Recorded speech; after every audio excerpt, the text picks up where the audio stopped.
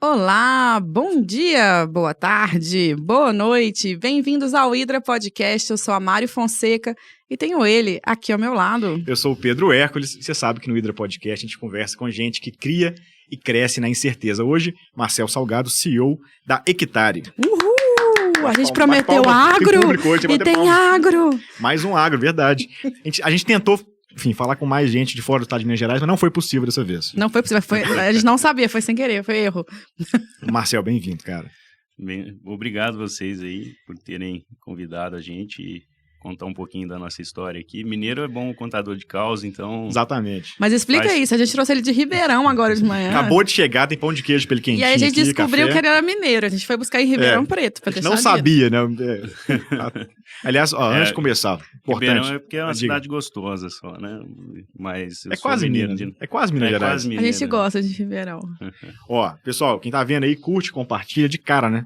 Curte o vídeo, comenta aí e tal, que o YouTube fica feliz quando tem essas coisas de engajamento, a gente aprendeu isso. Perfeito. Faço isso quanto antes. E primeiro, obrigado a Maria Isabel, que foi quem indicou o Marcel pra gente. Maria Isabel lá de São Sebastião do Paraíso, cafeicultora, nossa amiga, ouvinte. O pessoal do café tá curtindo muito chique isso, né? É, tá achando chique. E o que mais? E outra coisa, falar da cachaça, né? Olha que coisa, tô cheio dos hoje nós reclames do Plim Plim hoje boa. Aqui a gente graças a Deus. Nosso amigo Lucas Mendes, tem a turma lá da cachaçaria Melicana, mandou uma cachaça pra botar na mesa aqui do Hidra. Obrigado, Lucas, pela cachaça. Obrigado da turma do Melicana. Muito bom isso, né? A gente não fala a hora se você quiser tomar cachaça. É o meio do caminho entre Globo Rural e Flow Podcast, né? Que é negócio de... Nosso ouvinte mandou pra gente uma jabuticaba, já viu? Lembra do Globo Rural? Que tinha umas coisas assim. Se a viagem não fosse tão grande, na volta, a gente já aproveitava já aí pra experimentar e já fazer o comentário. Exatamente, pra fazer uma degustação aqui, fazer um comentário. Bom, mas vamos levar a sério essa conversa aqui, sóbrios ainda. Marcel, vamos começar com a mesma pergunta que a gente faz pra todo mundo, e daí a gente segue pra entender. Você mexe com o quê? Rapaz, aí é que tá, né? Bom, acho que a vida foi trazendo a gente para esse segmento agora. O Hectare é uma empresa, é uma AgFintech, né?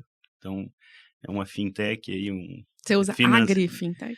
AgFintech, AgriFintech. Olha, não tinha Fintech pensado do agro. assim. Então, interessante. Assim, é um segmento que veio praticamente sendo criado aí no último ano pelo sucesso do agro brasileiro, e a gente foi direcionando também o negócio, porque startup, ela tem essa facilidade, né? Ela, por ser uma empresa leve, a gente consegue ir se ajustando conforme o segmento vai pedindo.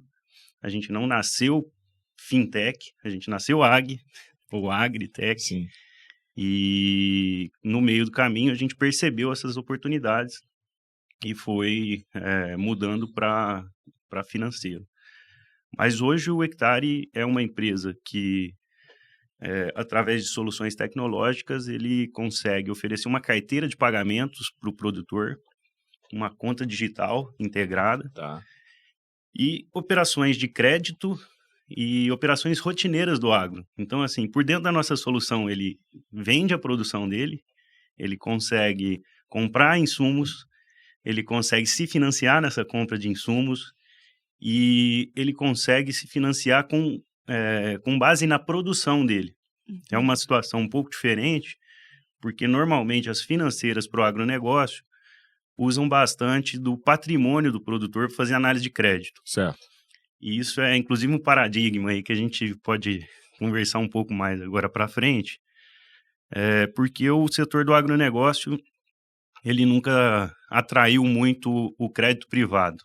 E a gente está trazendo esse crédito privado para encostar. E eu vou fazer um disclaimer aqui, eu vou fazer as perguntas burras nessa conversa, porque a primeira mentira, que a né, parte que mentira absurda das finanças, o Pedro e vocês vão entender melhor, mas eu queria só voltar mesmo pro leigo, assim, quando você fala, por exemplo, a gestão da carteira de pagamentos, é o quê? Você vai ajudar ele sobe ali.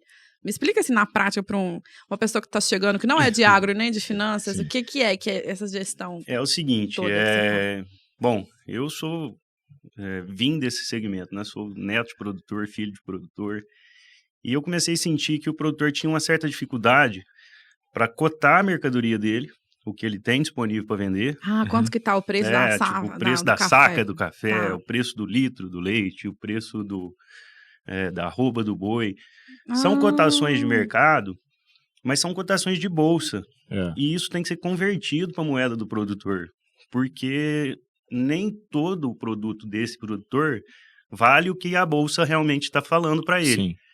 No café, por exemplo, a principal bolsa de mercado é Nova York. Então, assim, a cotação é em dólar. Como é que você passa uma cotação em dólar para o produtor? Ele não vai entender como transformar isso para a realidade dele. Entendi. E cada produto também tem suas particularidades. A soja tem o seu, o milho tem a sua particularidade. O café tem muita particularidade, né? Que é bebida, defeito, peneiras. A gente aprendeu que tem uns frutos diferentes. Então, assim, tem os cafés especiais agora que estão fazendo. A Coffee Mais veio aqui falar com a gente. E tal. Foi bem legal. Foi bem legal. Então, assim, tudo isso fica muito difícil de precificar.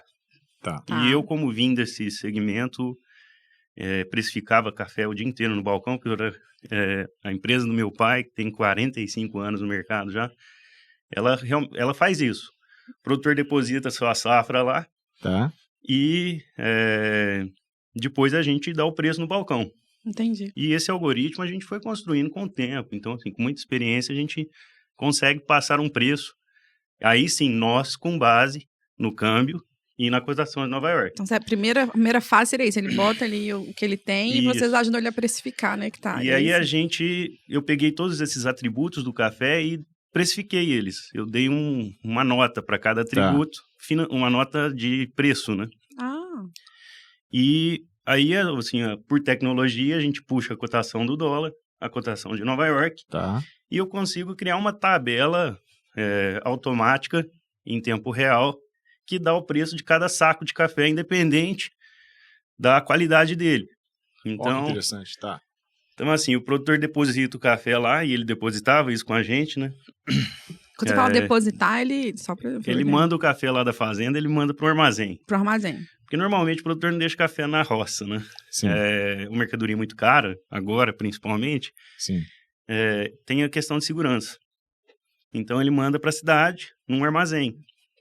Esse armazém deposita a safra dele, e normalmente esse armazém já comercializa essa safra. Tá. Assim as cooperativas fazem, é assim que os comerciantes locais fazem. Então, assim, essa produção chegava no nosso armazém. E aí eu via que o produtor tinha uma certa dificuldade. Que ele punha o café lá com a gente, né? Ó, armazenei. Só que ele ficava me ligando todo dia para perguntar o preço. Claro. E a gente, com muito tempo de trabalho aí, só a carteira da filial nossa em Andradas, que fica próximo a Poços de Caldas, tinha 3.000 produtores. Caramba. E como é que você fica atendendo todas essas ligações para então, passar um preço... Então a hectare nasce uma demanda desse negócio do seu pai, desses armazéns que você gerenciava, é isso? Exatamente. Tá. E aí o hectare nasceu disso, cotando a mercadoria para o produtor. Tá. Aí ele falava assim, agora eu sei quanto que vale, mas eu vendo para quem? Tá. Aí eu construí uma plataforma, basicamente com o mesmo mecanismo do broker, né, do home broker da bolsa, que colocava vendedores de um lado e compradores do outro. Então, os produtores eles poderiam oferecer o café pelo aplicativo, com base no extrato que ele tem de cafés depositados, e compradores do outro lado enxergam esse preço, pagam ou não. Assim como os compradores, né, que são grandes tradings às vezes, ou comerciantes locais, eles podem registrar suas ofertas. E eles registram a oferta com base em alguns atributos. Então, assim, eu quero um café assim, assim, assado. Tudo bem. E por esse café eu pago tanto. Tá. O que a gente faz? Eu pegava toda aquela característica que o comprador queria e rodava o meu banco. E eu achava esses cafés em qualquer armazém que a gente tivesse conveniado. Tá. E aí eu mando a oferta por push, né, que é por uma notificação para cada produtor que tem aquele café. Tá. Independente dele querer vender ou não. Você manda pro produtor, pro cara do armazém também, e acaba atendendo a gente cruza os dados, né? Entendi. Então, assim, o produtor que coloca um lote à venda, a gente colocava na plataforma de compradores. Compradores que registravam ofertas, a gente espalhava essa oferta dele para todo produtor que tem um café próximo daquela descrição que o comprador Você é quer. tipo um OLX pro pessoal aí do É mercado. mais ou menos isso. OLX interessante, patrocina cara. a gente aqui.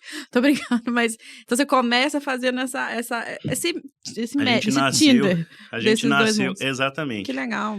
E aí, quando a oferta e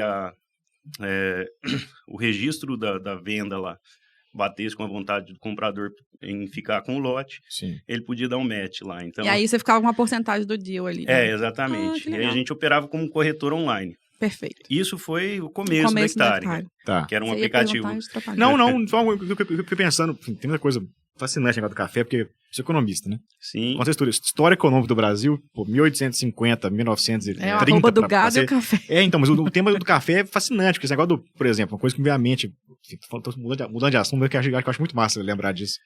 Que assim, essa coisa que você faz já foi feita pelo governo uma época. O governo brasileiro tinha armazéns, mundo afora, em Nova York, se não me engano, inclusive, ou nem em Nova York, acho que na costa leste americana, mas não sei se é Nova York.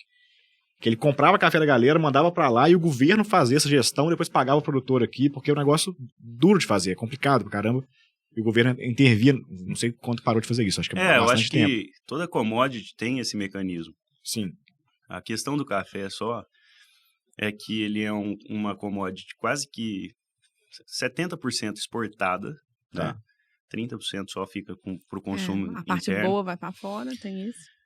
Ele tem muitos atributos, é muito difícil assim, você precificar o café, porque é uma combinação de mais de 10 atributos, né? Então, isso aí é 2 elevado à 10ª potência de combinações de atributos. Perfeito.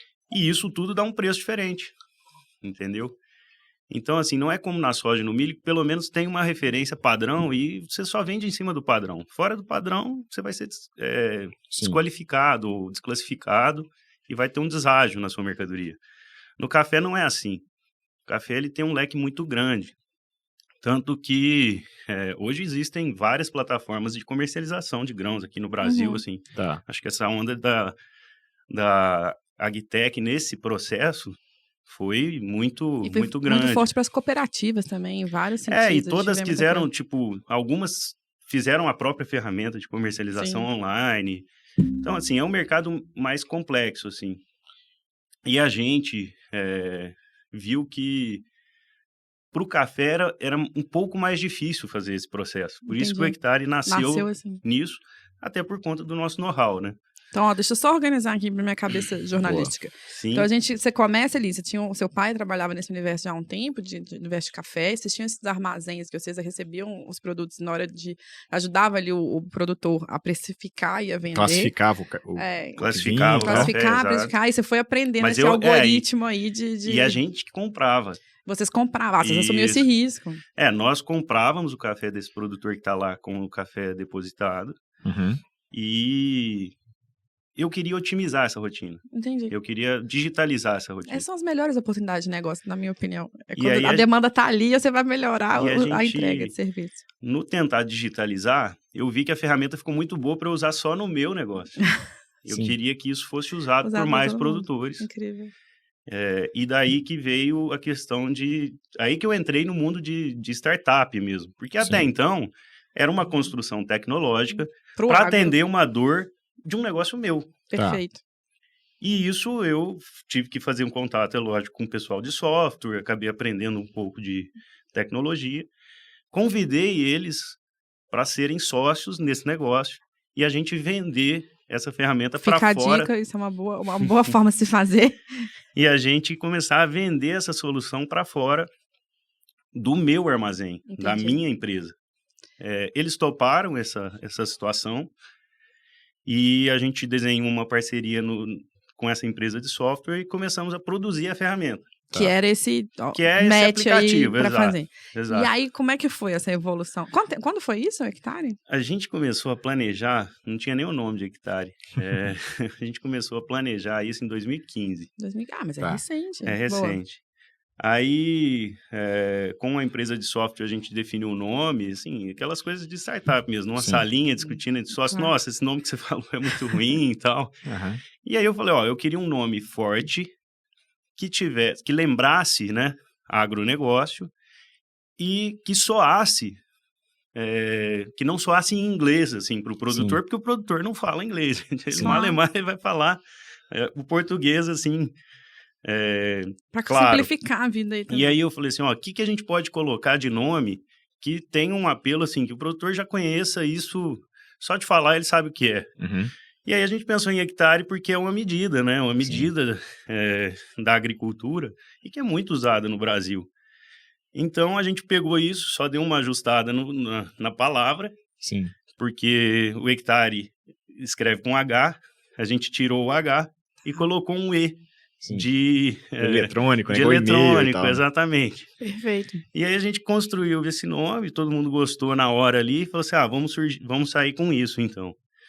E aí começou o negócio do hectare. Mas você vendia pra quem? Só porque, sim, eu entendi que só pra... Bom, até então, beleza, tem um armazém, Uhum. você criou uma plataforma de negociação a partir das sacas depositadas nos seus armazéns. Isso. Beleza. Mas daí quando você vira um software, pô, sei lá, bem, enfim, o cara que tem o seu concorrente anterior de armazéns lá também, ele que é que vai passar a comprar o software, classificar e colocar na ferramenta, porque o desafio é classificar, né, certo? Então... Como que é essa... O negócio da monetização do hectare é que foi mudando, fazendo a gente mudar a solução. Como toda startup. Perfeito. Porque, assim, a gente ficava pensando, na onde eu vou entrar que eu não cobre nada a mais, nem para o produtor, nem para quem compra. Aonde que eu vou entrar? Então, a gente decidiu por um FII, né, que é pela corretagem, mas aí eu virei concorrente do corretor tradicional, o cara que trabalha na latinha e tal, que a gente fala da latinha porque o café, normalmente as amostras são montadas em latinhas. Ah, que legal. E essas latinhas são distribuídas para os compradores, então assim, é tudo muito amostra física, é tudo muito visual. Sim. Como é que a gente quebra isso e tal? Então a gente, vamos entrar na corretagem, porque a corretagem não fere ninguém. É lógico que a gente vai arrumar concorrentes, mas a gente vai tentar fazer mais aberta tentar fazer um serviço um pouco diferente do que o produtor, que é o dono da mercadoria, tem, e o comprador, que quer a mercadoria à vontade, ele também vai ter um acesso diferente. Tá. E a gente apostava muito na velocidade do nosso serviço. Então, assim, a gente conseguia colocar os lotes e fazer essas operações em velocidade de segundos. Enquanto a negociação de café tradicional, ela acontece em dias, em horas, tudo por telefone. Então, a gente apostava na velocidade e queria ver se eu conseguia realmente sobrepor esse serviço que o corretor prestava. Qual que é a dificuldade? O produtor, ele é resistente à tecnologia de qualquer maneira. Sim. Então, assim, aí veio o arrasto de corrente já. A gente já começou a arrastar as correntes lá para tentar quebrar essas barreiras. Sim.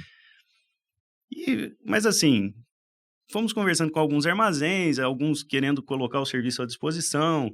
Tinham armazéns, inclusive, que eles não comercializam, eles só depositam.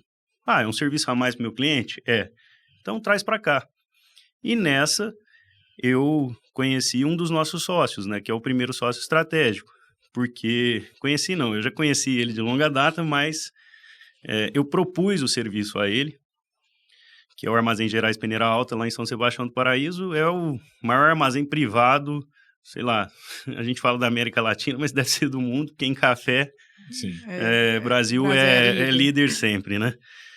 Então, assim, ele tinha uma capacidade estática gigantesca, assim, para título de comparação, assim, a Cochupé, que é a maior cooperativa de café do mundo, tem armazéns em uma única unidade para 1.300.000 sacas. Tá. Ele tem 1.200.000. Nossa, tá. Então, assim, privado, ele é o maior. Sim. Porque ele está a poucas sacas de capacidade estática do maior player do mundo. E aí eu propus a ele, falei assim, Fernando, o Fernando Alvarenga, que hoje é sócio, Fernando, a gente é amigo, eu já te conheço há um tempo e tal, eu acho que esse serviço cabe aí dentro do seu armazém. Uhum. Você é um case de sucesso no agronegócio e tal. Ele falou assim, não, acho legal, gostei do serviço, mas eu falei, só que eu queria te propor um negócio diferente. Eu queria que você fosse sócio aqui no hectare. Boa. E não só parceiro. Eu acho que você tem perfil, um cara mais novo também, você adotou a ideia já de cara. Vamos tentar trabalhar nisso e tal. Ele, no primeiro momento, desconfiado, né? Mineiro é desconfiado. Aí ele virou e falou, ó, faz o seguinte, eu entro, mas não fala que eu sou sócio por enquanto, não, pode interferir nos meus negócios. Sim. E realmente poderia interferir. Então ele falou, ó, deixa... eu vou ficar oculto nesse primeiro momento. Sim. E vocês testam aqui dentro. Perfeito. E a gente começou... Não, mundo ideal para o empreendedor.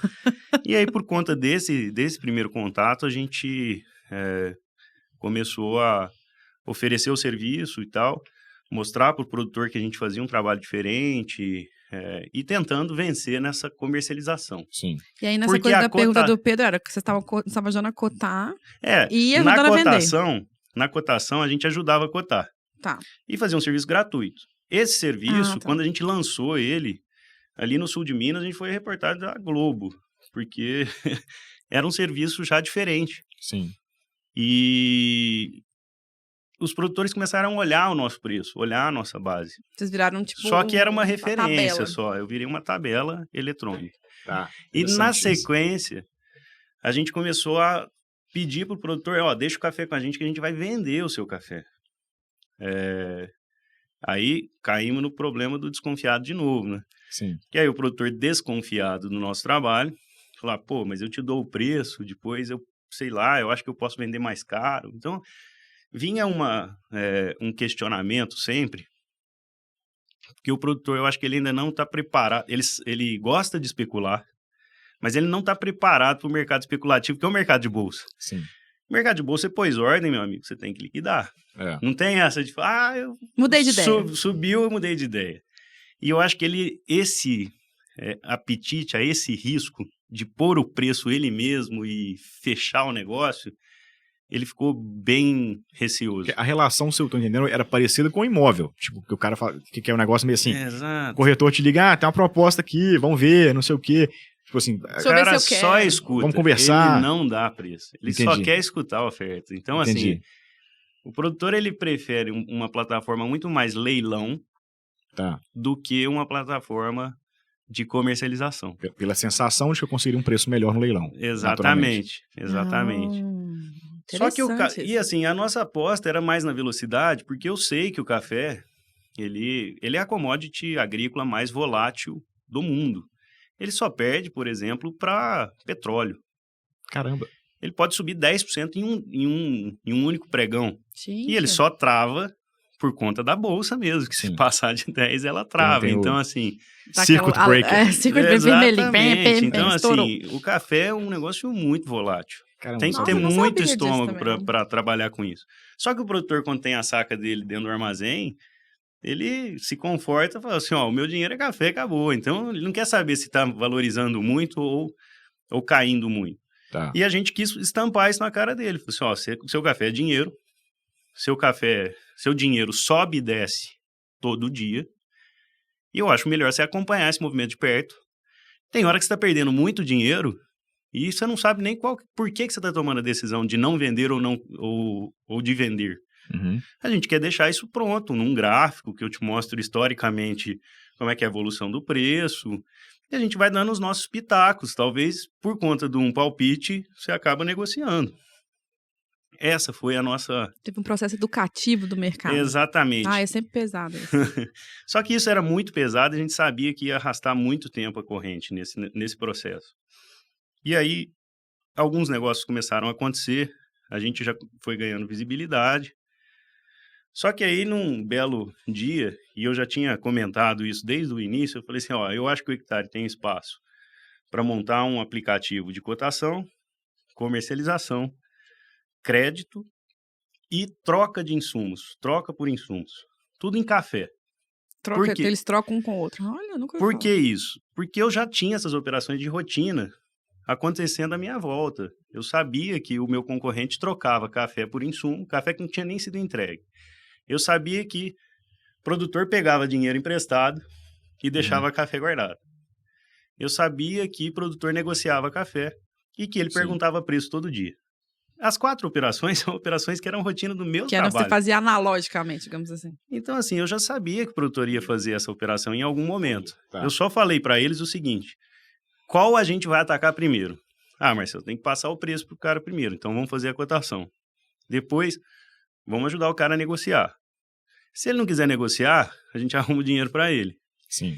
E o café que ele nem colheu ainda, no futuro, quem sabe a gente não dá o adubo pro cara, ele entrega café. Entendi. Então, todas essas operações já estavam na cabeça, só que pôr isso numa plataforma digital assim, É um processo e leva tempo. Sim. E aí a gente começou a montar, devagarzinho, cada uma das soluções.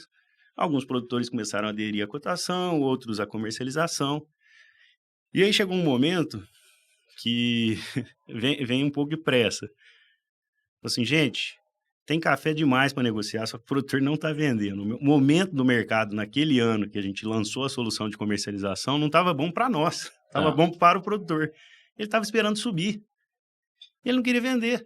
Tá. Se ele não vender, você não ganha comissão. Ele pode esperar quanto tempo? Só pra saber como é que é esse negócio. 2 anos. É mesmo? Você pode ficar 2 anos com a saca, anos. sacada. 3 anos, 5 anos, dependendo da capitalização do produtor, ele segura. Não perde Sim. o café. E a cooperativa ele perde lá... muito pouco. Tá. E aí, assim, ou a gente arrumava um big corporate de parceiro para comprar. imputar a solução lá e virar uma software house, né? Vender serviço de software. Virar um SaaS na vida. né? Ou vender o software como serviço. Isso. Ou a gente criava a terceira operação, que era a operação de crédito. E tentava ganhar dinheiro, porque se o produtor não comercializa, a gente não ganha.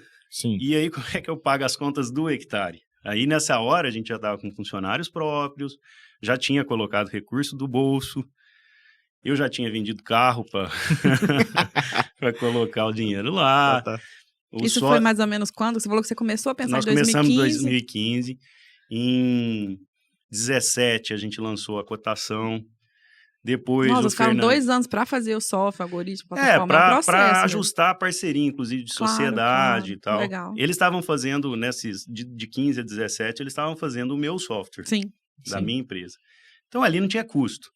Porque eu estava pagando a minha conta pela minha empresa e eles também estavam pagando a conta deles Depois, quase que com o meu quando virou pagamento. uma spin-off, Sim. passou a ser custo. Depois que virou spin-off, é que virou custo. Você tem que botar capital próprio. Aí todo mundo começou a colocar dinheiro, porque Sim. começaram a acreditar na ideia devido ao sucesso do aplicativo de cotação. A gente começou a ter muito download, assim. Você tem muita base de... Tipo, 2.000 downloads no final de um ano. Sim. Pô, a solução já ganhou visibilidade. Então, assim, vamos Não, apostar nisso 2.000 aqui. no mercado, que assim, não tem muito mais gente do que isso que vende e compra café todo dia. Então, assim, é coisa pra caramba. Exatamente. Não é aquele mercado de cidade, né? Que você fala em milhões de pessoas. Mas num mercado restrito, são 2.000 era importante. Porque eu tinha uma carteira que levou 10 anos para ter 3.000 produtores. Em 3 meses eu consigo 2.000. Sim, sim. Maravilhoso. Então, assim, pra mim, tava... Ó, o reflexo tá positivo. E é curioso, só um detalhe assim, fiquei imaginando assim, que nesse momento, cara, o bacana da história é igual quando a gente hoje vai no, sei lá, você tá na loja, entra num ponto frio na rua lá, você vê a geladeira, quanto que tá? Não sei, R$1.000 de geladeira, você entra no Amazon aqui e fala assim, na Amazon tá 950. Vocês viram que o Pedro não compra muita geladeira, tô brincando. Então, quanto que é geladeira? Faz tempo que eu não compro geladeira na minha casa. Mas assim, enfim, a coisa que todo mundo faz hoje você tá na loja, você abre o aplicativo, Mercado Livre, então...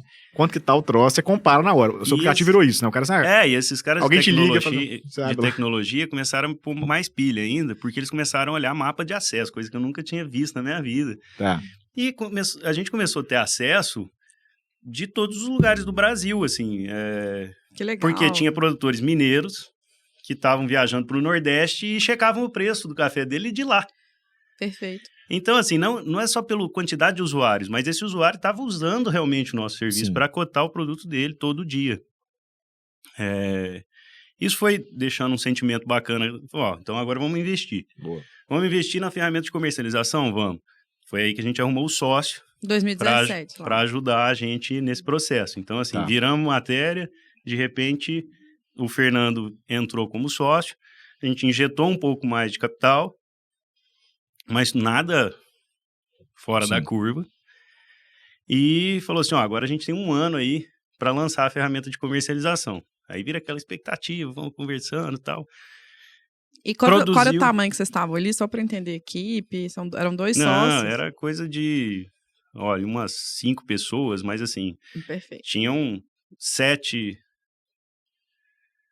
sócios Ah, apoiando. tinha mais Porque a sócio do que software, equipe porque a ainda. software house, Claro. ela já tinha 5 sócios quando eu Ah, fiz tá a bom. parceria. Mas Sim. eu, mais o Fernando, então são 7. Perfeito. São 7 sócios assessorando uma equipe de 4, 5 pessoas que ficavam lá no desenvolvimento para lançar uma ferramenta de comercialização e ficamos naquela expectativa louca. Falei, pô, safra de 2018 tá chegando aí, a gente quer bombar o negócio, a gente quer comercializar. Aí lançamos, mais uma frustração, porque assim, história de startup, Pessoal se não não queria tiver umas vender, né? 10, o cara não quer vender. Mas a oferta de compra foi fácil conseguir? Só porque eu fiquei curioso na outra ponta. Na outra ponta, O comprador animou de botar lá um preço?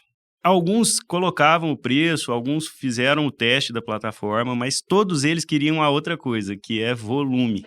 Tá. E aí eu tinha que arrumar muito produtor para adoçar a boca de alguns Que é o compradores. difícil desafio de marketplace Gente, na vida. marketplace é esse o desafio. Tá. Depois eu tive... É liquidez. Sim, com Sim. outros... eu tive algumas mentorias de sócios do iFood que falaram, esse é o problema do marketplace. É exatamente isso. Bem-vindo ao marketplace. Você precisa estar muito bem estruturado, Uhum. porque não adianta só arrumar a ponta compradora e não adianta arrumar só a ponta vendedora. Tá. Você vai ter que ter as duas funcionando em sincronia, perfeito. E esse negócio é muito difícil. Uhum. E aí, em 2018, a gente percebeu isso na pele e falou assim, pô, ou a gente muda, ou a gente morre. Não Tá. tem muito o que fazer. Nosso caixa estava esvaziando e a gente não conseguia negociar café porque o produtor estava segurando. Eu comecei a virar um corretor de telefone para manter o negócio rodando. Tá. Entendi. E eu falei assim, gente, eu tenho o meu negócio. Eu consigo tirar a minha receita de outro lugar. Estou colocando muito dinheiro nesse negócio.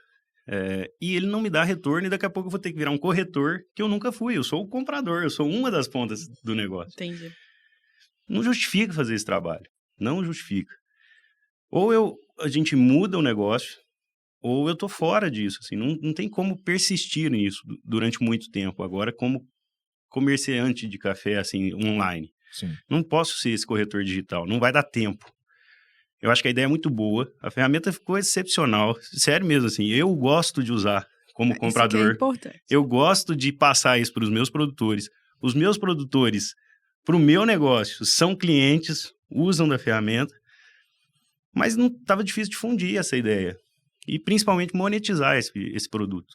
E aí foi que gente, agora a gente vai ter que testar a terceira ferramenta. E aí vai precisar de mais dinheiro. A gente juntou todos os sócios de novo, pegou mais dinheiro do bolso, colocou no negócio e vamos lançar Boa. a ferramenta de crédito. Por que a ferramenta de crédito? A gente tinha já alguns armazéns conveniados à ferramenta. Somava lá capacidade estática desses armazéns, assim, 2 milhões de sacas. 2 milhões de sacas na época, valia R$500 um saco de café, dava 1 bi de garantia real. Sim. Dentro do armazém.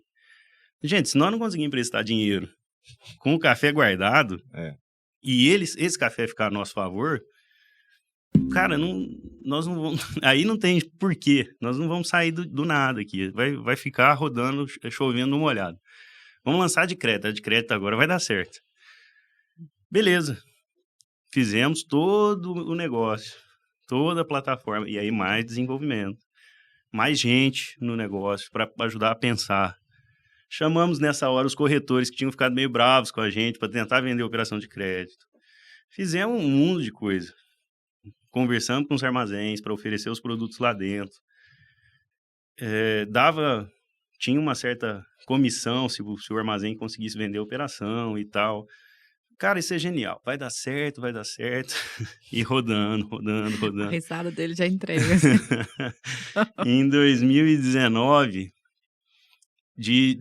lançamos a ferramenta aí de 18 para 19. E aí eu falei assim, olha, agora a gente precisa, com essa garantia real toda aí dentro, se esse negócio acontecer, na onde que nós vamos arrumar dinheiro? É um bi de garantia. A gente tem que ter algum contato no segmento no financeiro. A gente não é do ramo. Nós temos que aproximar capital de investidor. E aí o Fernando tinha um contato, amigo, o Mazon, Paulo Mazon, ele chama. Que ele falou assim, Marcel, eu acho que esse cara vai ajudar a gente. Em 17, o Mazon vendeu a Clear para XP. Sim, o nome me bateu aqui, boa. ring a bell. E ele estava nos Estados Unidos e está voltando agora. Você pegou um bom relacionamento, vou dizer, entendeu? Com todos esses desafios, você tava não, bem... assim, se não desse bem. sorte também. Mas assim, a gente estava com o produto bem encaixado, bem arrumado. Bons sócios, né? E aí conversamos com o Mazon comprou a ideia numa semana. E o juro lá embaixo também te ajudando, né? O juro baixinho também. Aí a taxa caindo. O CDB tava ruim demais pro Mazon, pros caras todos. É verdade. E aí o Mazon virou e falou assim, ó, eu vou dar uma força para vocês. Aí em uma semana ele fez um acordo de investimento com a gente, envolveu os sócios dele também, porque ele tinha outros sócios. Uhum. Tem sócios que a gente não conhece pessoalmente até hoje. Desses fundos dele, provavelmente. Não, é amigo dele mesmo. Amigo mesmo, pessoa física. Só na física. Foi pré-pandemia, logo antes da pandemia. Aí ele chegou e falou assim, ó, vamos fazer esse negócio e a gente topa estar junto com vocês. O que vocês estão pensando em fazer? E aí ele fez um investimento no hectare, pra gente não morrer. Tá. E ele falou assim, ó, eu suporto até tantos milhões aí, se for o caso da gente arrumar o dinheiro. O café tá aí guardadinho, Fernando? Tá, então pode emprestar que eu arrumo o recurso num primeiro momento. Sim. A gente vai se mobilizar entre nós. Depois a gente vai levar vocês até o mercado e eu faço a ponte porque eu tenho contato na XP, eu tenho contato não sei aonde e tal.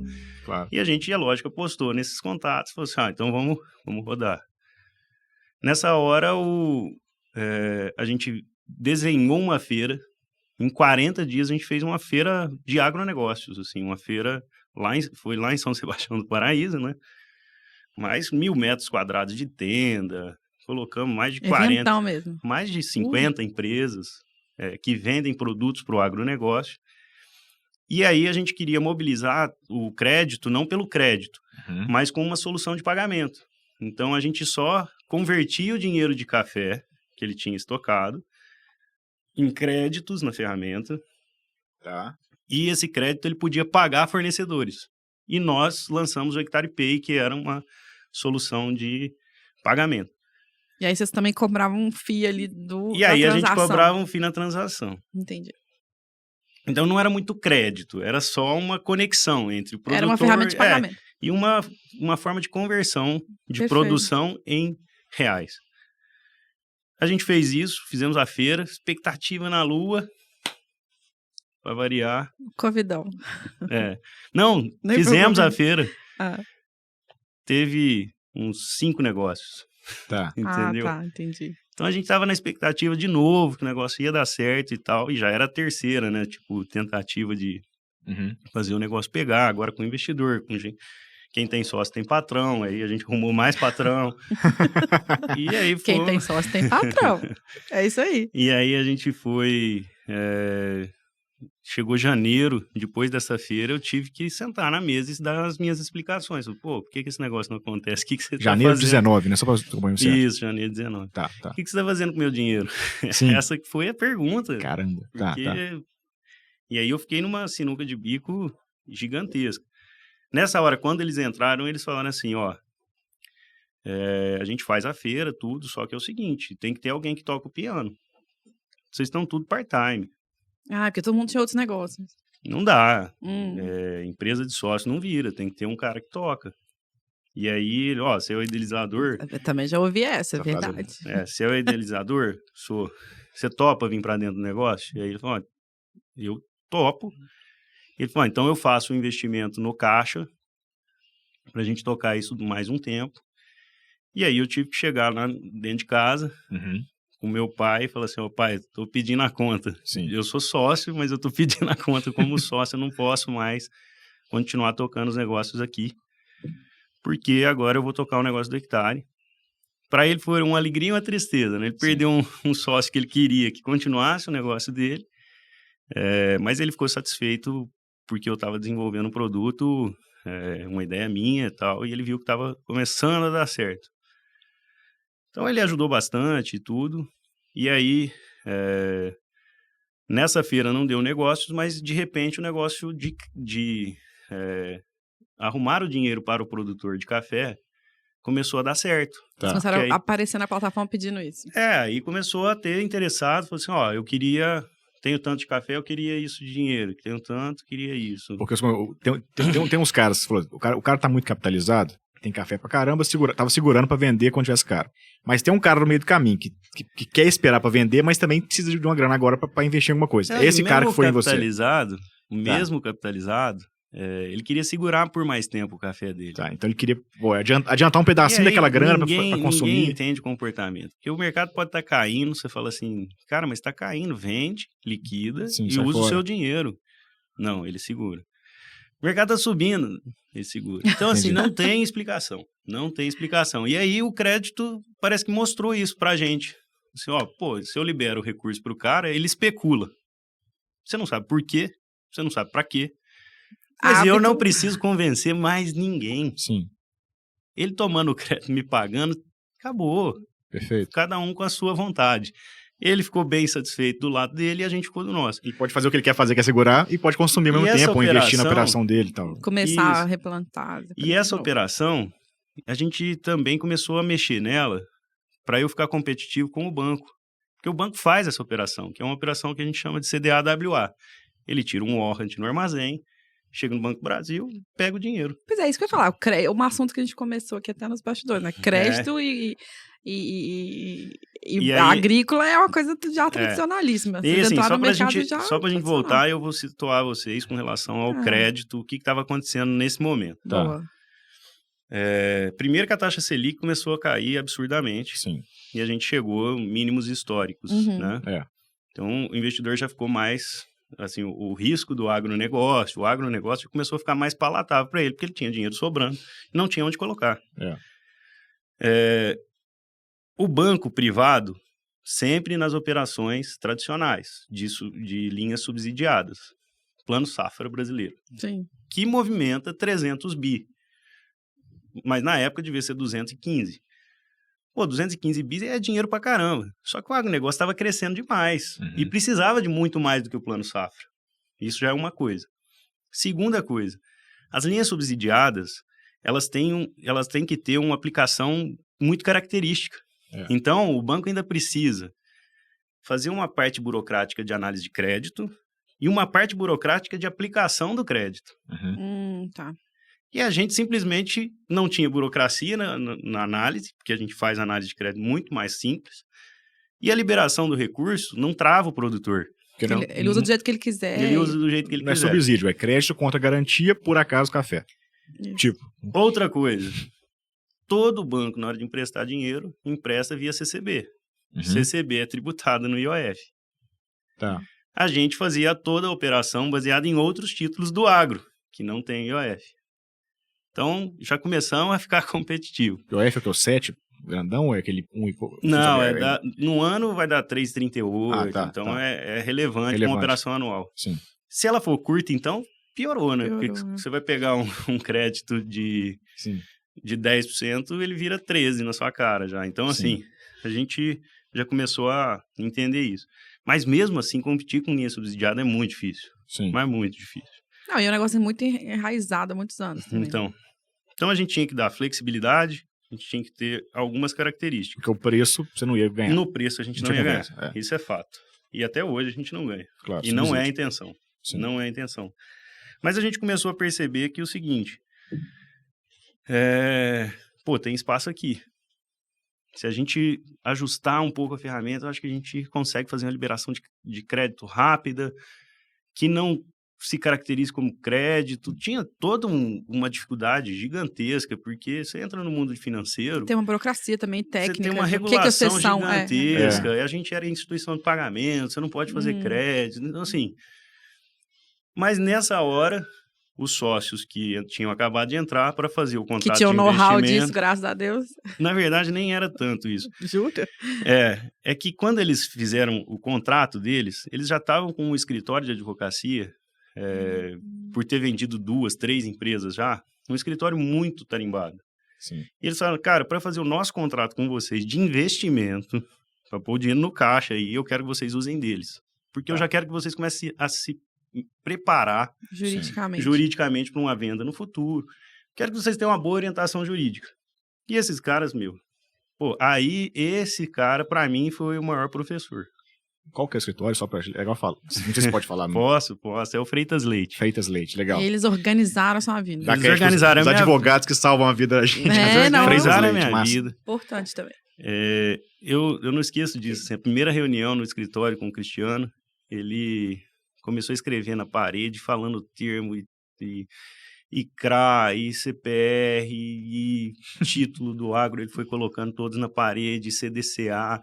De repente ele juntou tudo isso numa piscina lá, ele falou assim, a gente coloca uma securitizadora daqui. Na hora que eu saí da reunião, ele falou, aí você pode virar agora uma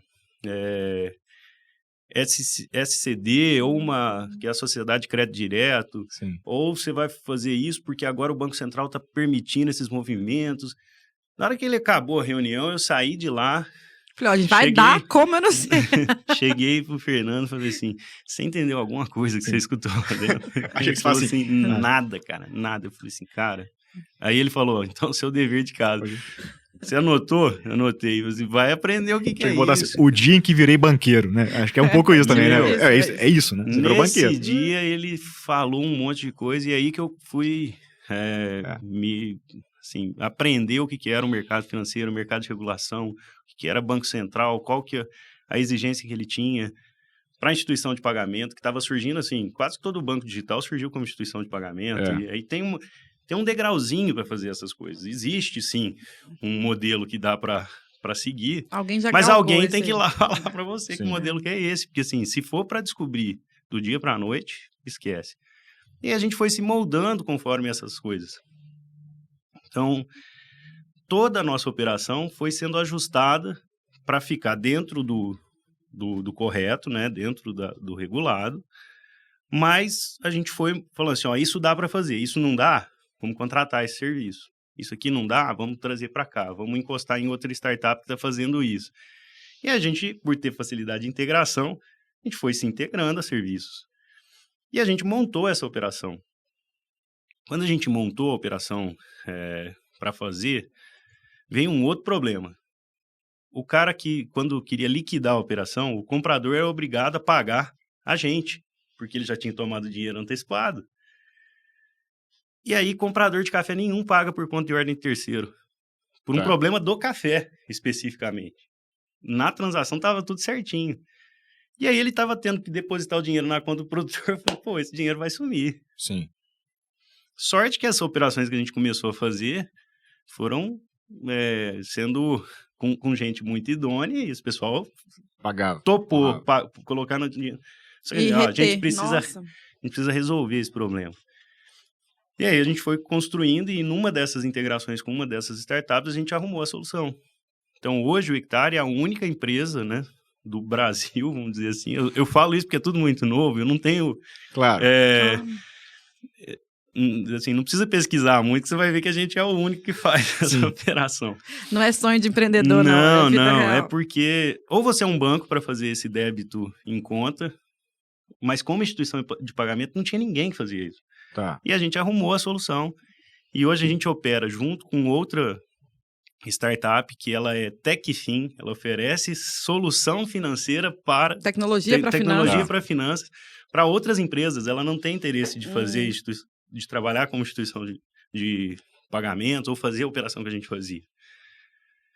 E foi indicação do escritório, inclusive. Caramba. E aí a gente começou a se conectar e foi fazendo o serviço. Então, assim, a gente está melhorando os serviços. Mas eu comecei a virar um banco. O que você faz... Com todas as operações sem ser banco. Você cria uma conta corrente para o cara, para o tomador de crédito. Ela é digital. Ela é digital e você garante que na hora que ele vender aquela operação, ele recebe naquela conta e aquela conta pode... de titularidade do próprio cara. E a gente que faz a conta dele no ato da contratação. Perfeito. Eu virei correspondente ao invés de... Correspondente bancário. Igual correio, entendi. Entendeu?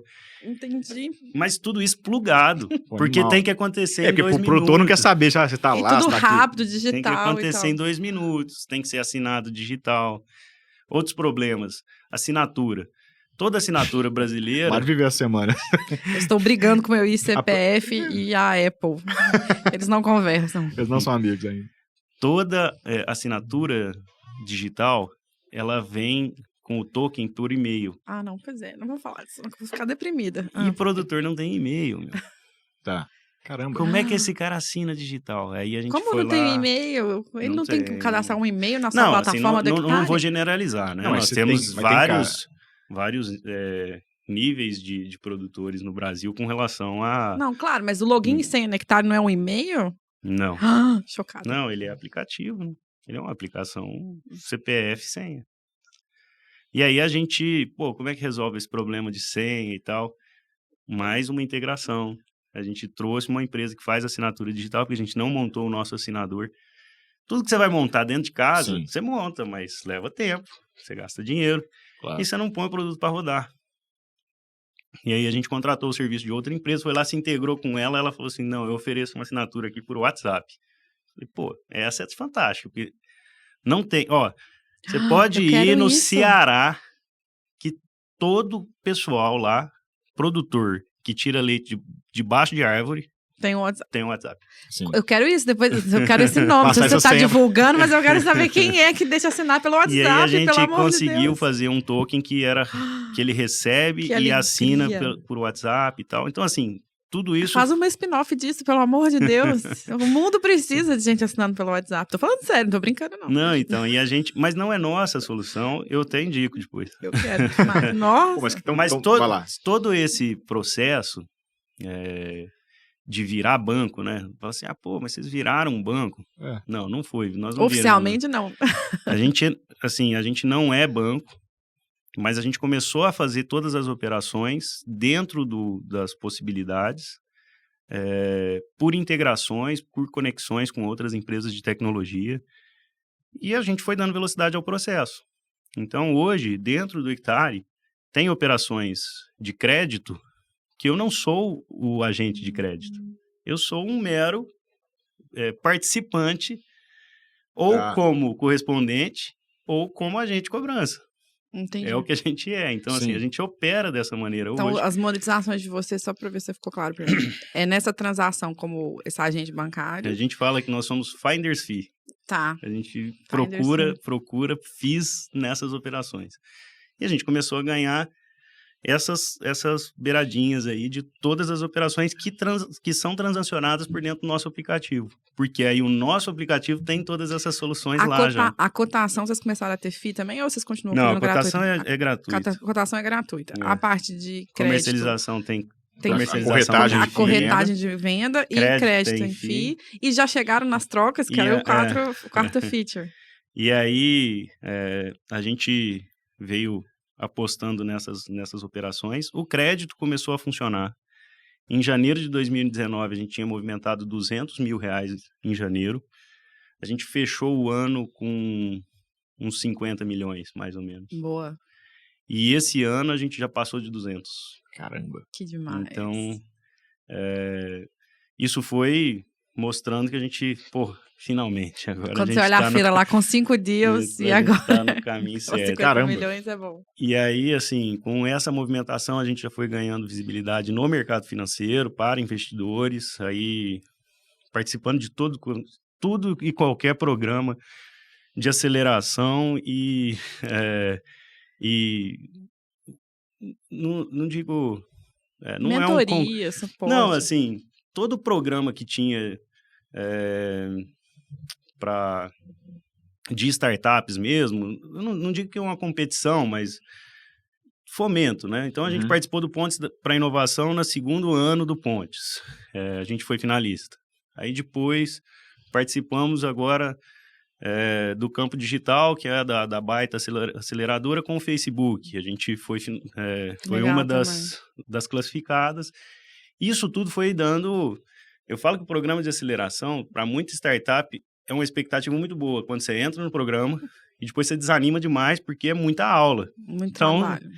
É muita aula, né? Então, assim, vira quase que colocar você, que está lá mexendo com um negócio, sentado para aprender de novo. E aí você vira aluno. E virar aluno, numa fase da vida, é muito chato. E eu falo que o cara de startup também atualmente está com um ego muito... o cara tá, assim, ele não teve outras experiências de emprego, e ele acha que ele é presidente de startup, que ele é a última bolacha do pacote. Então, senta na frente do professor, o cara já quer... não, eu que entendo demais, você não entende nada. Eu já tive treinador na PAP que a gente entrevistou que passou por 7 acelerações. Eu falei que deu um trem errado. Não, e eu acho que foi muito válido, porque isso deu governança pra gente nesse isso último ano. A gente começou a usar de OKR, começamos a usar de várias metodologias para controlar o nosso negócio. Interessante. Que é importante, sim, porque se você não tiver governança, um crescimento acelerado é muito difícil de você controlar. Uhum. E aí você vai perdendo controle daqui, perdendo controle, daqui a pouco você está dando prejuízo. Mas não porque o negócio é ruim, porque você controla mal. Mas aí o salto, se eu entendi bem, tá, assim, é conseguir... Tem vários saltos aí, história fascinante, inclusive. Muito massa de ouvir. Mas o salto mais recente é conseguir que terceiros deem grana, forneçam crédito, tem um certo, não sei, na plataforma, certo? O salto grande foi o seguinte, para fazer tudo isso, né, para conseguir rodar dinheiro de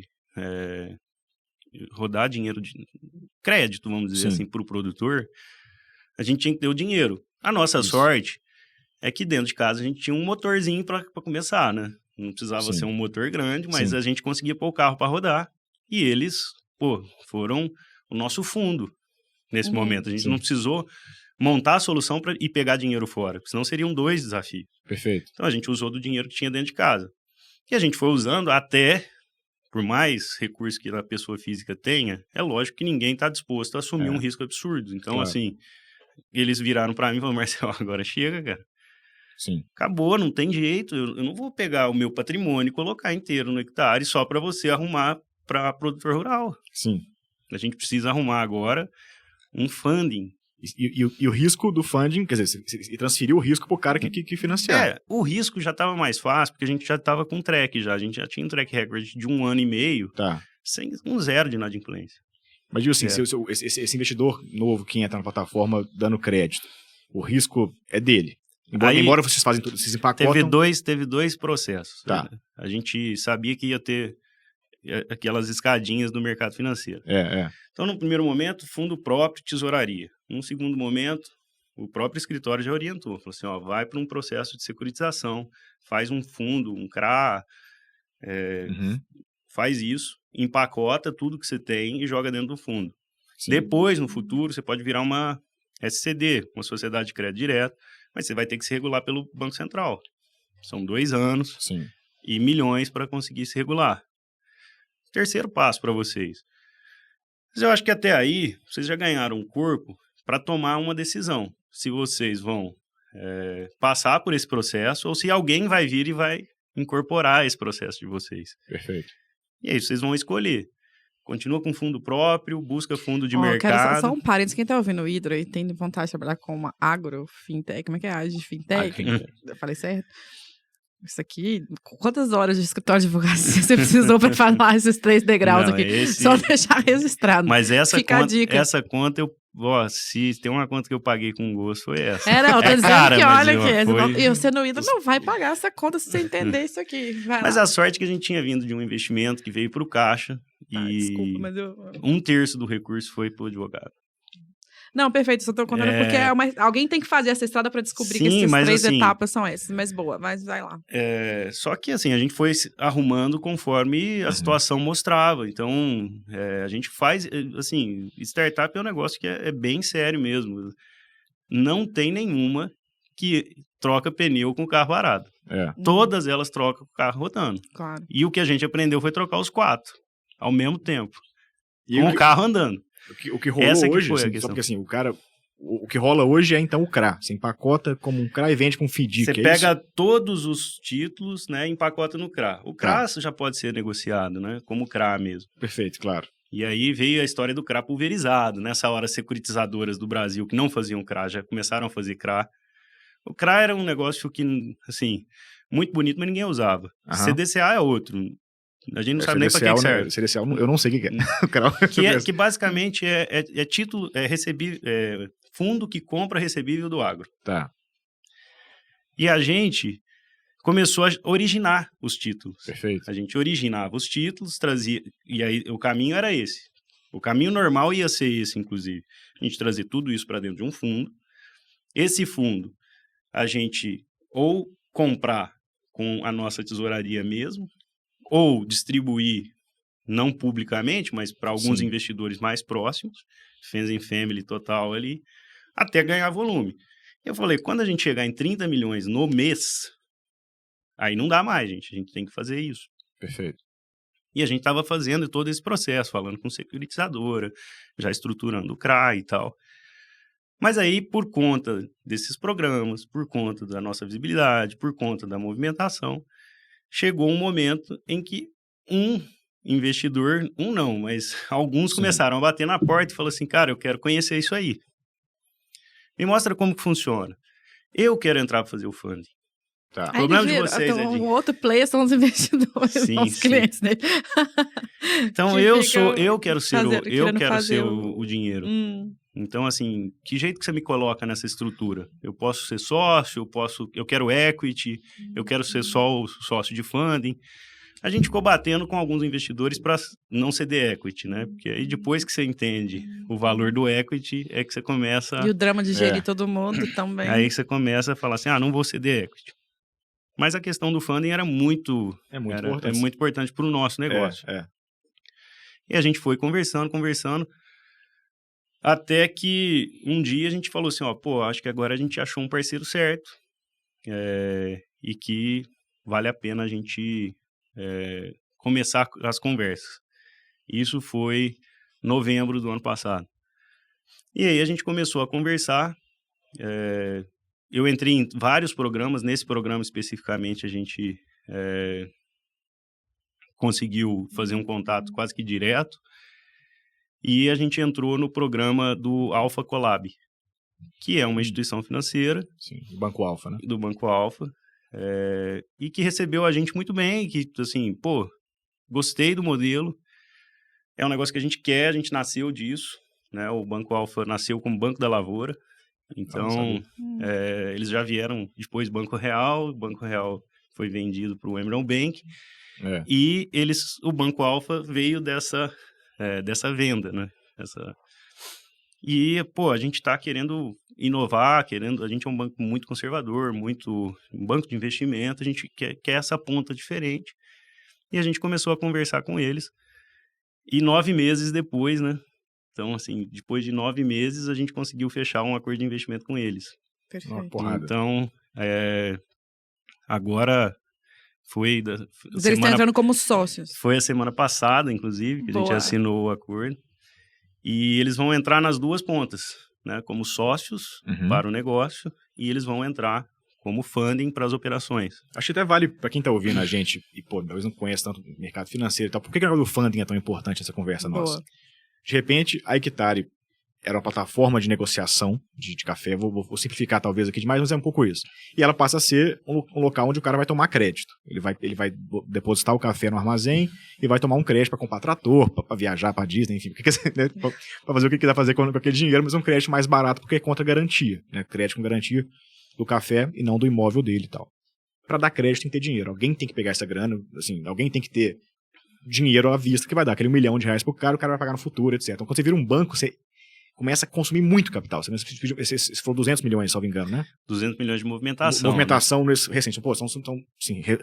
Supondo que fossem, né, mais constante, são 200 milhões de reais que alguém teve que pegar e emprestar por meio da Equitare para um cara que está pagando aos poucos. E ele está falando de 50 milhões mês, né? Isso vai aumentando muito rápido. Muito mais. Uma startup normal, tipo, né, eu falei assim, a startup que veio aqui, sei lá, a Gama, sei lá, um cara que vem cá e investe em tecnologia, o cara pega dinheiro para investir em capital próprio e tal. Ele vai pegar ali 1, 2, 10 milhões. Você vai sempre ter que ter funding. Você não tem como, assim, sempre que você fizer produtos financeiros nesse sentido, alguém tem que dar dinheiro. Tem que ter esse caixa. Emprestar dinheiro por meio de vocês. Tem que ter esse caixa para fazer isso. Exatamente. Acho que é bom fazer isso. Então, por isso a conversa é super importante. E por isso que o banco tem um peso absurdo. E aí ele, como banco, né, a gente tinha considerações para fazer, né? Assim, a gente fez... mas assim, começaram a surgir vários fundos, não foi só eles, né? Vários fundos porque a gente também diversificou a operação. A gente fazia muito café. Mas o Fernando também, ele é dono da Manteiga Aviação, Laticínios. Sim. Nossa. Legal. que é a manteiga mais famosa. tradicional Fernando, do põe uma Brasil. manteiga aqui nessa mesa pra nós, ó. Verdade. São 100 anos de história e tal. Adoro. Então, ele conversando lá internamente na família, né, uma empresa de família, ele falou, cara, essa operação que a gente começou a montar cabe no leite. E aí, É isso que eu ia te perguntar. Você pode ir pra qualquer mercado. o leite Ou virou... não, né? E aí a gente começou a montar operações que fossem estruturadas com base na produção do produtor rural. Então, assim, o produtor manda a produção dele para algum lugar, você antecipa para o cara. Então, a gente começou a fazer isso. O leite tinha essa característica porque o produtor de leite, ele manda leite durante um mês e recebe só no 15º dia do mês subsequente. Sim. Quanto pior de caixa o laticínio tiver, mais esse prazo E vai esse se cara não esticar. pode especular igual o cara do café também. Exatamente. Aí, o produtor de leite fica durante um tempo sem capital de giro. E a gente fez essa linha, constituiu essa linha com base em produção do leite também para o produtor. Quem fazia isso é cooperativa, eu suponho. Que de fazer Só esse o laticínio, trabalho. só o próprio laticínio ou o agente de captação, né? Que é a cooperativa ou o laticínio. Para onde ele manda o leite, o cara fazia isso com a caixa dele. Que é uma espécie de antecipação de recebível. Exato. Tipo, E a gente entrou na antecipação de recebível do cara contra ele sacado. O laticínio virou um sacado nessa hora. A gente começou a fazer essa operação também, deu muito certo. E do leite a gente foi para a pecuária de corte.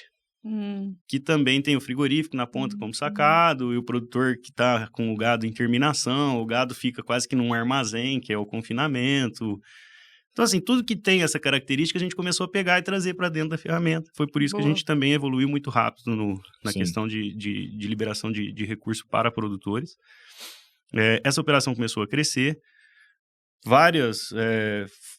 Aí eu já falo, vários VCs começaram a olhar a gente com bons olhos.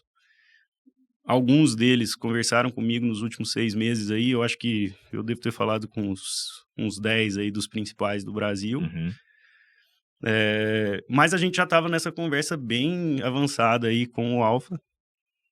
Porque o VC não ia te dar esse suporte que o banco vai dar. Ele poderia me dar algum tipo de suporte e ele poderia me conectar com investidores. É isso. Mas você tem que conectar investidor para sempre. Eu tava brincando, você tem um player eterno que é o investidor. Exatamente. E normalmente o VC, ele entra com um equity muito pesado, né? Então, assim, ele quer um percentual muito grande do negócio, que não era o caso que a gente estava negociando.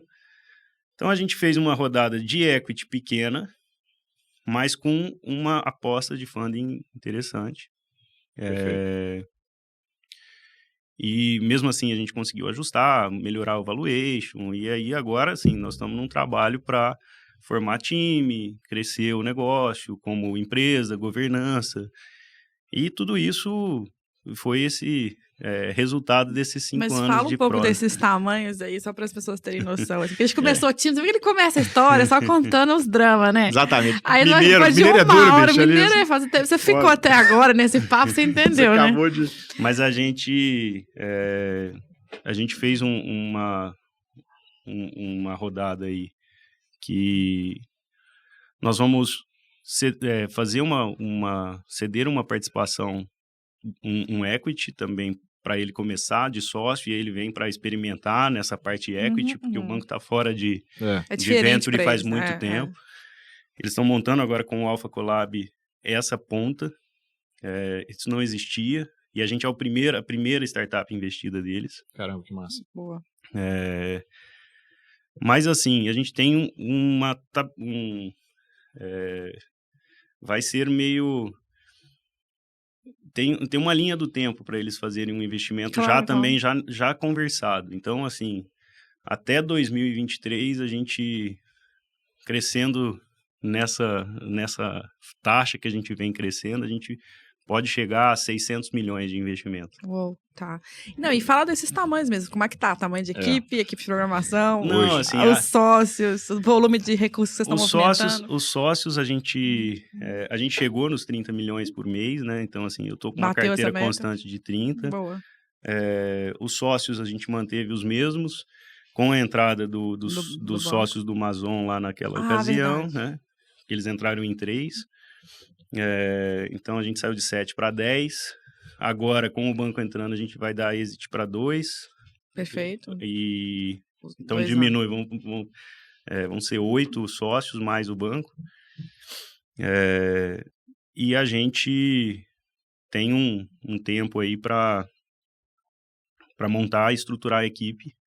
Isso já tem um plano de negócios aí até 2025, a gente montou. E com base nessas metas é que a gente vai ajustar a valuation, vai ajustar o valor de investimento, vai ajustar o funding para as operações. E vocês vão gastar mais com o quê? Com o time mesmo? Além do funding que vocês precisam? Então, e tecnologia, imagino. A proposta maior é até não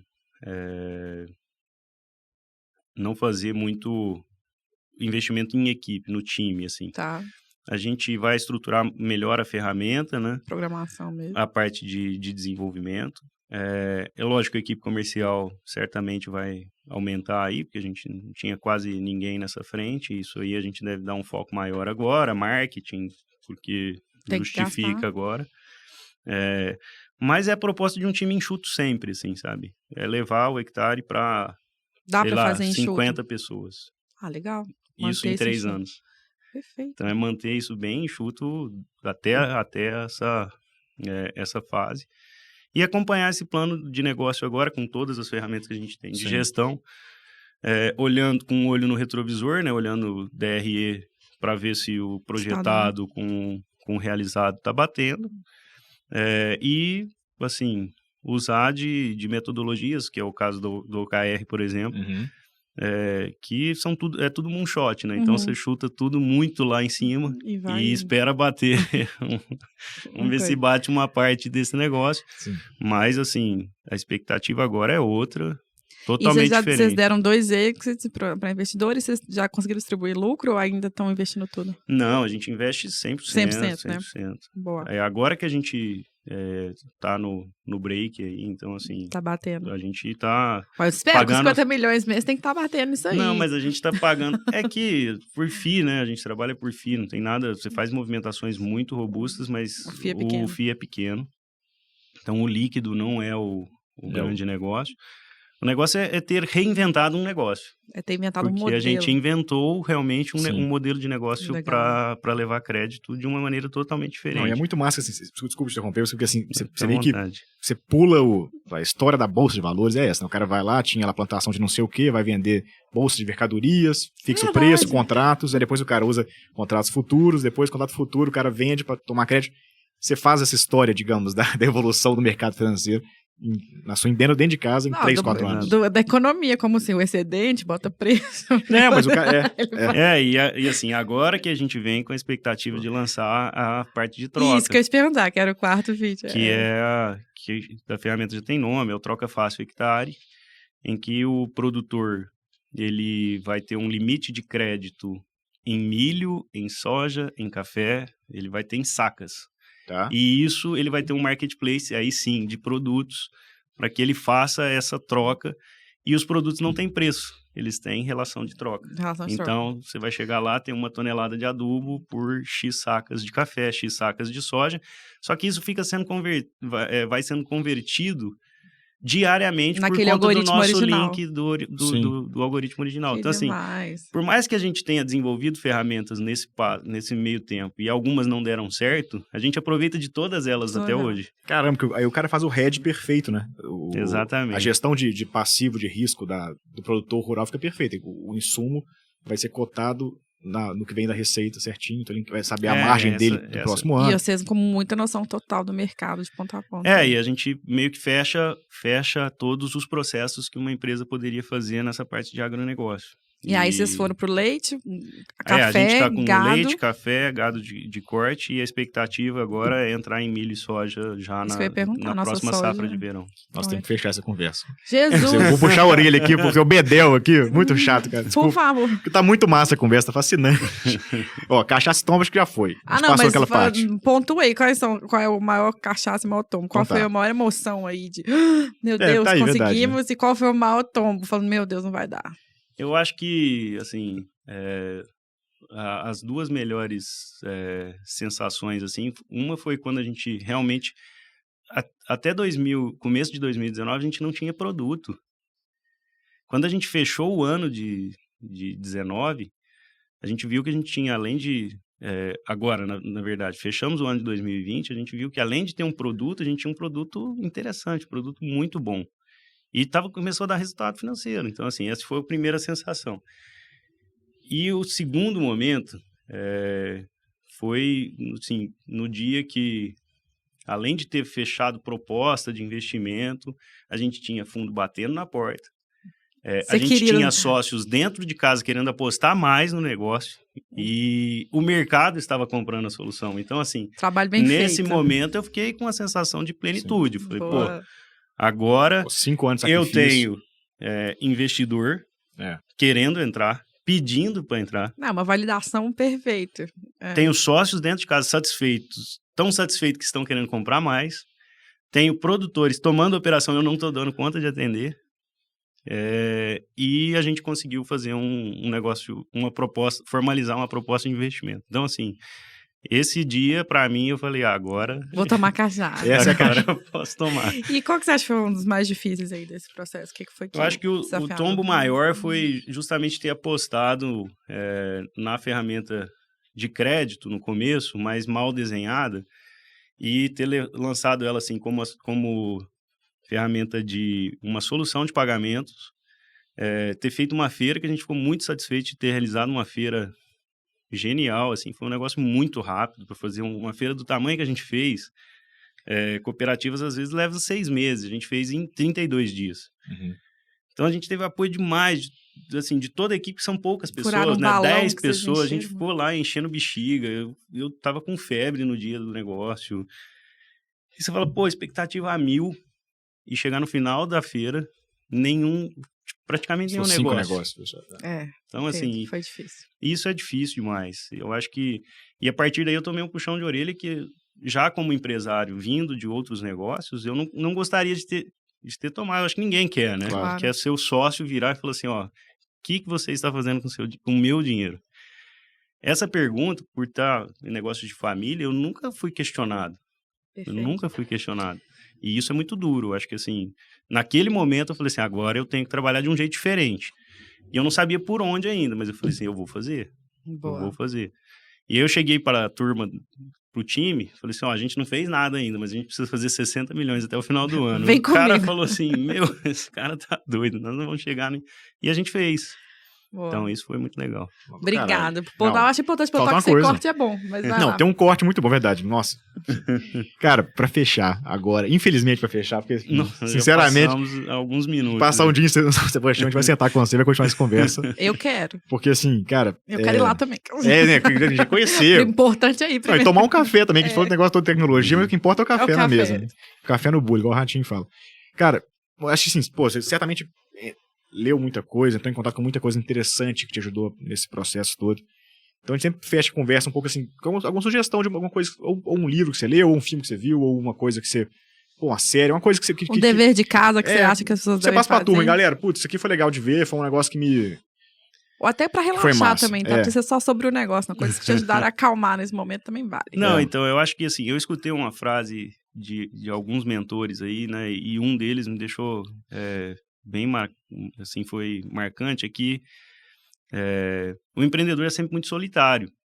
E ele não é só solitário nas ideias, não é só solitário no dia a dia ali, no seu envolvimento no negócio, mas às vezes até dentro de casa, entendeu? Porque, pô, a esposa fica de saco cheio de ver você falando aquilo o tempo todo, os seus amigos não acompanham, acompanham. Né? Quando acompanha, pô, você...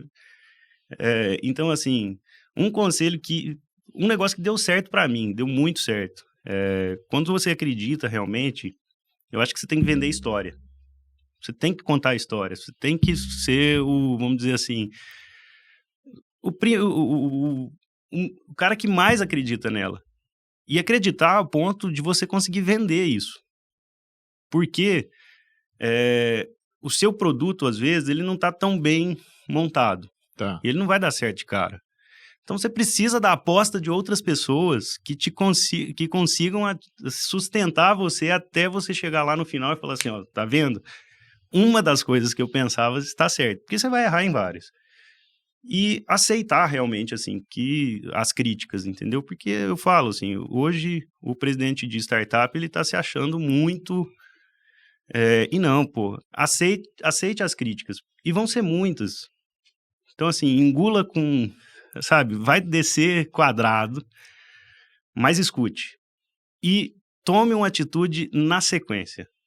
Então, assim, você não precisa dar resposta na hora, mas aprenda a entender o que o cara quis te passar e fazer com que isso seja um ponto positivo para você lá na frente. Então, assim, toda crítica que a gente tomou foram duras. Eu já tive programa que o cara saiu da sala, eu já tive pitches que o cara não quis ver, já tive câmera fechada o tempo todo.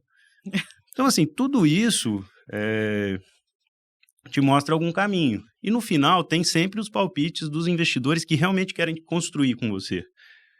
E eu falo que das primeiras rodadas que a gente conversou com investidores, assim, o que mais valeu não era o dinheiro deles, e sim o palpite que ele tinha para dar. O caminho que ele apontou, né? Então, assim, a gente chama de palpite em Minas, né? Feedback. Toró de palpite é brainstorm. Sim. Ó, e não desista, você tem que mostrar o seu negócio para o VC 5 anos. A gente teve VCs que correram atrás da gente agora, no último, assim, para participar do investimento, que a gente tentou contato com ele 5 anos. E não é porque ele me deu uma portada na cara que eu parei de mostrar. Claro. Uhum. No ano seguinte, a gente tava lá para mostrar de novo. Então, assim, no começo, o chato tem que ser você. Depois, aí muda de figura. Sim. Aí eles vão procurar você mais do que você procura eles. Então, assim, isso foi um pouco das experiências que eu acho que a gente tem para compartilhar. Mas é isso, acredite e seja o vendedor do seu negócio. Se você, o idealizador, não for o principal vendedor do seu negócio, já vai morrer. Não tenha dúvida, não tem jeito de dar certo. Quem que vai acreditar no negócio para vender um negócio melhor do que você? Se você que teve a ideia dele, pô, você tem que ser o cara que tá na ponta. O olho do homem que engorda o boi, né? Isso aí. Nossa, lá em Minas, cara, fascinante seu negócio. Demais a conversa. Gente, a gente tem que ter mais programador no agro, porque vai sair muita inovação desse mundo, tô te falando. Não, um monte de coisa queremos massa. Mais. Quero todas as dicas aí da turma que fez a aceleração contigo. Não, queremos dos parceiros, aqui. Né? E tanta coisa assim, a gente não falou muito desse crédito subsidiado, a gente poderia entrar nisso, que é super legal também. Enfim, é um tema legal de Quando pesquisar. ele captar o próximo bilhão, no próximo tem que voltar aqui. Ele volta. O Ilan, Gold Fainha aí, o Roberto Campos Neto, Banco Central, fazendo essas mudanças todas recentes que permitem que você exista. Também interessante esse detalhe da conversa, enfim. Não, eu acho que o negócio tá muito pró. Tá muito pró negócio, né? Então, assim, tem que aproveitar. Market. Tem que aproveitar eu acho que é um ponto que o agro tá passando. E o mercado, o governo tá pró, a economia está pró-agro. E eu acho que, assim, a gente como empreendedor tem que enxergar realmente na onde que tá a onda. Depois, e pensar em surfar ela só depois que subir na prancha. Até lá, vai ser nadar. Vai remar. E vai gastar energia. Caramba, cara, de novo, obrigado, fascinante. Obrigado mesmo por ter vindo, obrigado por ter vindo. Pô, pegou o carro de longe, chegou aqui, rodou mais cedo pra ver a gente. Pô, tá só no começo, a gente mal pode esperar pelo que vem por aí da Equitário. É isso, né? Parabéns. Obrigado, gente. Obrigado valeu demais, pessoal. Participação. Vocês gostaram, viu até aqui, pô, de novo, já curtiu. Você curtiu no comecinho quando eu falei, mas enfim, quem não curtiu ainda, curte de novo, compartilha. Fascinante o papo com o Marcel e até a próxima podcast. Obrigado, gente.